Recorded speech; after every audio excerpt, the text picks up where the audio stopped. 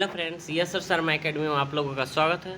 तो हम लोग पॉलिटी का क्यूक रिवीजन मॉड्यूल कर रहे थे, जिसमें इससे पिछले वीडियो में क्या पढ़े थे, तो पंचायत न्यायालय के। आज हम पढ़ने वाले हैं संवैधानिक संस्थाएं भाग 1।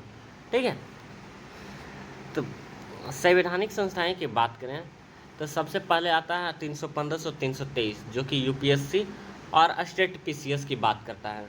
ठीक है, वहीं आर्टिकल 280 वित्त आयोग की बात करता है और 800 और 148 करता है भारत का नियंत्रक महालेखा परीक्षक के यानी कैग। और अनुच्छेद 279A कहता है जीएसटी के बारे में, वस्तु एवं सेवा कर परिषद के बारे में। ठीक है, अगर यूपीएससी की और स्टेट पीसीएस को देखें तो यूपीएससी भारत के केंद्रीय भर्ती एजेंसी है और स्टेट में ये राज्य भर्ती एजेंसी है। ठीक है, नियुक्ति की बात करें तो केंद्र में यूपीएससी राष्ट्रपति द्वारा और राज्य में राज्यपाल द्वारा। अगर संरचना की बात करें तो यूपीएससी में एक अध्यक्ष होते हैं और अन्य सदस्य होते हैं। अभी जो है आमतौर पर 9 अध्यक्ष सहित है, 9 सदस्य। ठीक है, एक अध्यक्ष हो गया और 8 अन्य सदस्य। इसकी जो संख्या है संविधान में उल्लेखित नहीं है, ये किस पे निर्धारित करने को छोड़ दिया गया, तो राष्ट्रपति। ठीक है, अगर राज्य में देखें तो एक अध्यक्ष और अन्य सदस्य, ये भी संविधान में इसकी भी संख्या उल्लेखित नहीं है, ये भी राज्य के राज्यपाल के विवेकाधीन पर छोड़ दिया गया। योग्यता की बात करें तो यूपीएससी में कोई योग्यता निर्धारित नहीं है, केवल कम से कम आधे सदस्य केंद्र के होना चाहिए या राज्य सरकार के अधीन 10 वर्ष तक पद धारण कर चुके हो। ठीक है, वैसे ही अगर राज्य में देखें स्टेट पीसीएस की तो यूपीएससी के समान ही है। इसमें सेवा शर्तें की बात करें तो यूपीएससी में राष्ट्रपति द्वारा निर्धारित और स्टेट पीसीएस में राज्यपाल द्वारा निर्धारित। कार्यकाल की बात करें तो अधिकतम 6 वर्ष होता है यूपीएससी में और 65 वर्ष की आयु तक। और स्टेट पीसीएस में भी देखें तो 6 वर्ष और कम से कम 62 वर्ष की आयु तक, यानी अधिकतम जो है 62 वर्ष तक ही रह सकते हैं। वेतन भत्ते और पेंशन की बात करें तो यूपीएससी के संचित निधि पर भारित होता है और राज्य के स्टेट पीसीएस की बात करें तो राज्यों के संचित निधि पर भारित होता है। ठीक है, अब पुनर्नियुक्ति की बात करें तो यूपीएससी के अध्यक्ष पात्र नहीं होते हैं पुनर्नियुक्ति के लिए। ठीक है, यूपीएससी के सदस्य केवल यूपीएससी या स्टेट पीसीएस के अध्यक्ष पद पर नियुक्त किए गए के लिए पात्र होते हैं। ठीक है, स्टेट पीसीएस के अध्यक्ष केवल यूपीएससी और अन्य स्टेट पीसीएस के अध्यक्ष पद पर नियुक्त के लिए पात्र होते हैं और स्टेट पीसीएस के केवल स्टेट पीसीएस के अध्यक्ष और यूपीएससी के सदस्य और अध्यक्ष पद पर नियुक्त के लिए पात्र होते हैं, यानी स्टेट पीसीएस वाले दोनों के लिए पात्र हो सकते हैं। ठीक है, यूपीएससी या स्टेट पीसीएस के सदस्य या अध्यक्ष को पद से हटाना कैसे होता, तो राष्ट्रपति द्वारा। तो संविधान में उल्लेखित तरीकों से, निम्नलिखित तरीकों से आधार से हटाया जा सकता है। पहला, या तो उसे दिवालिया घोषित कर दिया जाए। दूसरा, लाभ के पद किसी अन्य पद पर आसीन हो। या तीसरा, यदि वह मानसिक और शारीरिक शैथिल्य के कारण अपने पद पर बने रहने में अयोग्य हो। और दूसरा इसका है कदाचार के आधार पर, मतलब इस मामले में राष्ट्रपति द्वारा मामले को जांच के लिए उच्चतम न्यायालय को निर्देशित किया जाएगा। उच्चतम न्यायालय द्वारा दी गई सलाह राष्ट्रपति के लिए बाध्यकारी होगी। ठीक है,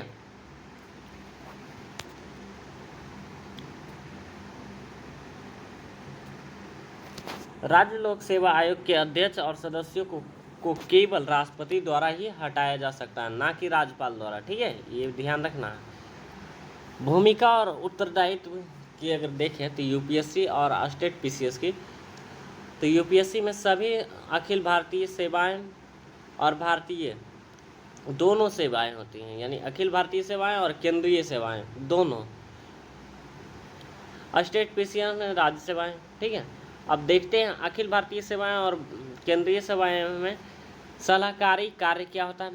तो केंद्र और राज्य सरकारों को पदोन्नति और अनुशासनात्मक संयुक्त भर्ती की अगर प्रक्रिया देखें, पहले इसको स्टेट पीसीएस की अनुशासनात्मक मामलों की सलाह देना, और इस संयुक्त भर्ती की प्रक्रिया को अगर देखें तो 2 या 2 से अधिक राज्य अनुरोध करें तो संयुक्त हो सकता है, ठीक है।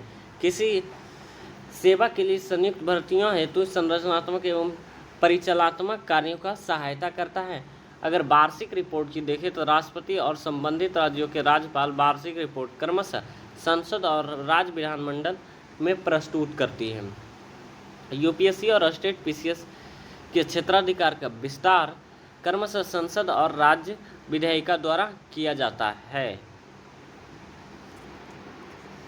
अब वित्त आयोग की बात करें, किसका? वित्त आयोग।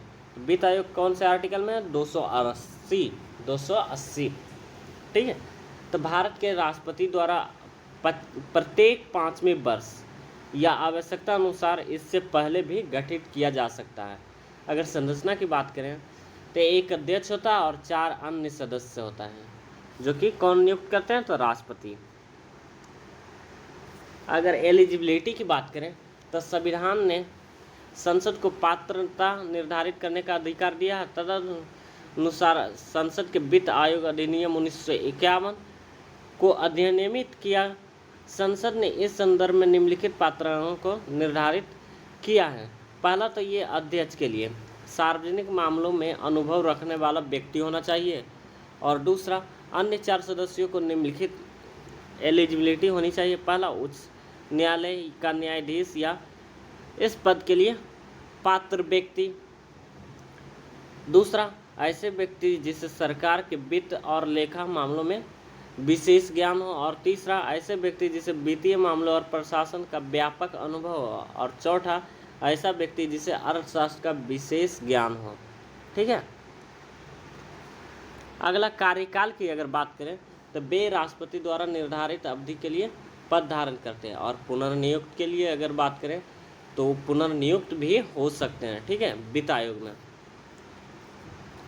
अगर कार्य की बात करें वित्त आयोग की, तो वित्त आयोग के निम्नलिखित कार्य सौंपे जाते हैं जो कि राष्ट्रपति की सिफारिश करता है। पहला तो ये केंद्र और राज्यों के बीच विभाजित किए जाने वाले करों को शुद्ध आगामों के वितरण और राज्यों के बीच ऐसे आगामों का आवंटन के बारे में करता है। और दूसरा, केंद्र सरकार भारत की संचित निधि में राज्यों के राजस्व सहायता अनुदान आर्टिकल 275 को शासित करने वाले सिद्धांत के बारे में। और तीसरा, राज्य वित्त आयोग द्वारा की गई सिफारिशों के आधार पर राज्य में पंचायतों और नगरपालिकाओं के संसाधनों की अनुपूर्ति के लिए राज्य की संचित निधि को बढ़ाने के हेतु आवश्यक उपाय के बारे में। और चौथा, वित्तीय सुधारों के हित में राष्ट्रपति द्वारा आयोग को सौंपे गए मामलों के बारे में, ठीक है। अगर अन्य कार्य की बात करें तो आयोग अपनी रिपोर्ट राष्ट्रपति को सौंपता है और वह इसे दोनों सदनों के समक्ष रखवाता है। साथ ही वह वित्त आयोग द्वारा की गई सिफारिशों और उस पर की गई कार्रवाइयों के स्पष्टीकरण ज्ञापन को भी रखवाता है, ठीक है। वित्त आयोग द्वारा की गई सिफारिश केवल सलाहकारी प्रकृति की होती है और इसीलिए सरकार इन्हें मानने के लिए बाध्य नहीं होती है। हालांकि परंपराओं के अनुसार सरकार द्वारा आयोग की सिफारिश को स्वीकार कर लिया जाता है। अब अगला बात करते हैं कैग, भारत का नियंत्रक महालेखा परीक्षक। ये कौन से आर्टिकल में है? तो आर्टिकल 148, ठीक है। तो संविधान में कैग एक स्वतंत्र पद का व्यवस्था की गई है। कैग की नियुक्ति राष्ट्रपति अपने हस्ताक्षर और मुद्रित सहित अधिपत्र द्वारा की जाती है। इसका कार्य की अगर बात करें कैग का कार्य क्या है, तो वह भारतीय लेखा परीक्षक और विभागों का प्रमुख होता है, सार्वजनिक वित्त का संरक्षक होता है, और तीसरा, वह भारत में लोकतांत्रिक व्यवस्था के संरक्षक में से एक है। अन्य और कौन कौन से हैं लोकतांत्रिक व्यवस्था के संरक्षक? तो उच्चतम न्यायालय, चुनाव आयोग और यूपीएससी, संघ लोक सेवा आयोग, जिसमें से ये भी आते हैं, कैग भी। ठीक है, अगर कार्यकाल की बात करें तो इनका भी कार्यकाल 6 वर्षों का होता है, या तो 65 वर्ष का, लास्ट 65। ठीक है, पद से हटाने की अगर प्रक्रिया अगर देखें तो भारत के उच्चतम न्यायालय के न्यायाधीश के समान ही इनकी भी प्रक्रिया होती है। राष्ट्रपति द्वारा संसद के दोनों सदनों में विशेष बहुमत से पारित प्रस्ताव के आधार पर इसे पद से हटाया जा सकता है। अगर आधार देखें तो साबित कदाचार या अक्षमता अगर नोट की अगर देखें तो वह राष्ट्रपति के प्रसाद पर्यंत पद धारण नहीं करते, हालांकि उसे राष्ट्रपति द्वारा नियुक्त किया जाता है। ठीक है,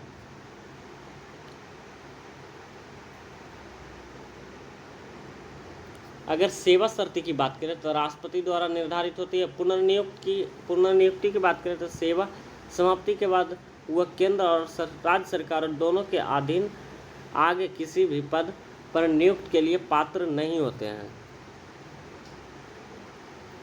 अगर व्यय की अगर बात करें तो कैग और उसके कार्यकाल में सेवारत व्यक्तियों के वेतन, भत्ते और पेंशन सहित संपूर्ण व्यय भारत के संचित निधि पर भारित होते हैं। ठीक है,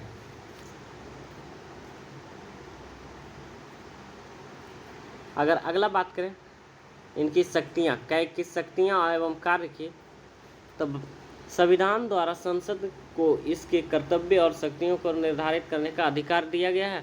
तदनुसार संसद द्वारा महालेखा परीक्षक नियंत्रण जो होता है, नियंत्रक कर्तव्य, शक्तियां अथवा सेवा की शर्तें अधिनियम 1971 अधिनियमित किया है, जिसमें लेखा परीक्षक कहता है केंद्र, राज्य, संघ, राज्य क्षेत्रों के संचित निधि, आकस्मिक निधि और लोक खातों के से सभी व्यय संबंधित लेखा और लेखा परीक्षक करना। दूसरा कहता है केंद्र और प्रत्येक राज्यों की प्राप्तियों और व्यय को लेखा परीक्षण करना। और तीसरा राष्ट्रपति और या राज्यपाल द्वारा अनुरोध किए जाने पर किसी भी प्राधिकरण के खाते की लेखा परीक्षण करना। और चौथा कहता है प्राप्ति और व्यय का लेखा परीक्षण करना, जो कि निम्नलिखित है। पहला तो ये केंद्र और राज्यों के राजस्व की प्राप्ति, ठीक है, दूसरा सरकारी कंपनियों की, और तीसरा अन्य निगमों के निकाय, ठीक है, जब संबंधित कानूनों के तहत ऐसे काम करना आवश्यक हो। अगला कहता वह राष्ट्रपति को सलाह देता है कि लेखा के किसी प्रारूप में रखा जाएगा। और तीसरा वह किसी भी कर, शुल्क या शुद्ध कर या शुल्कों के आगमों का निर्धारण का प्रमाण करता है और उसका प्रमाण पत्र अंतिम होता है। ठीक है, अगला राज्य सरकार के लेखा और संकलन का रख रखाव करता है। और पांचवा वह लेखा समिति के मित्र, मार्गदर्शक और सलाहकार के रूप में भी कार्य करता है, लोक लेखा समिति के। अगला कहता है कैग राष्ट्रपति का 3 लेखा परीक्षा रिपोर्ट प्रस्तुत करता है। पहला तो विनियोग लेखाओं, दूसरा वित्त लेखाओं और तीसरा सार्वजनिक उपकरणों का लेखा परीक्षा। इसी तरह कैग द्वारा राज्य के लेखाओं पर अपनी लेखा परीक्षा रिपोर्ट राज्यपाल के समक्ष प्रस्तुत की जाती है, जो उन्हें राज्य विधायिका के समक्ष रखवाता है। ठीक है, लेखा परीक्षक की अगर सीमाएं की बात करें तो व्यवहार में कैग केवल एक महालेखा परीक्षक की भूमिका निभा रहा है, न कि नियंत्रक की। ठीक है, दूसरा इसकी प्रकृति सिर्फ सिफारिश करने की पालन निकाय की है। तीसरा जब कैग विभिन्न विभागों को जानकारी मांगता है तो विभागों द्वारा जानकारी प्रदान करने में काफ़ी देरी की जाती है और ऐसी स्थिति में कैग के पास अपने आदेश को लागू करवाना का कोई तंत्र नहीं होता है। और चौथा कैग अधिनियम स्पष्टता की कमी के कारण कैग लेखा परीक्षक के लिए कोई सीमा निर्धारित नहीं की गई है। और 5वां, इसके पास गोपनीय कार्यों से संबंधित व्यय के संबंध में कोई शक्ति नहीं है, यानी गोपनीय भी रखा जाता है जो ये बाहर नहीं कर सकता। ठीक है, ठीक है फ्रेंड्स, तो आज हम लोग यहीं तक रहने देते हैं। कल हम बात करेंगे जीएसटी के बारे में, वस्तु एवं सेवा कर के बारे में। ठीक है, तो हमारे चैनल को लाइक सब्सक्राइब करें और कमेंट करें। बहुत सारे एग्ज़ाम में पूछे गए हैं जो कि मोस्ट इम्पोर्टेंट होते हैं। ठीक है।